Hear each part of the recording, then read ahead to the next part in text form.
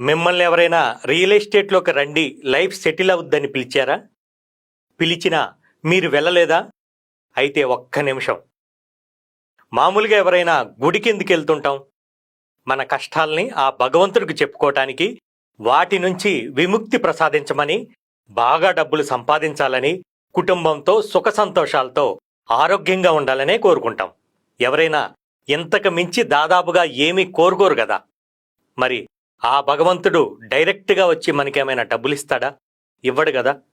మన కష్టాలకు చెల్లించో, ఇంట్లో వారి పూజలు ఫలించో, పోనీలే ఒక్కసారి అవకాశం ఇద్దామని మీకు ఎవరో ఒకరి ద్వారా రియల్ ఎస్టేట్లోకి రమ్మని ఆహ్వానం లభిస్తుంది. ఎందుకంటే మీరు ఆ భగవంతుని కోరుకునే అన్ని కోరికలు ఇక్కడ నెరవేరుతాయి కాబట్టి. అందుకే ఎవరైనా రియల్ ఎస్టేట్లోకి రమ్మంటే దైవాగ్నిగా భావించి మనస్ఫూర్తిగా బిజినెస్ చేయండి.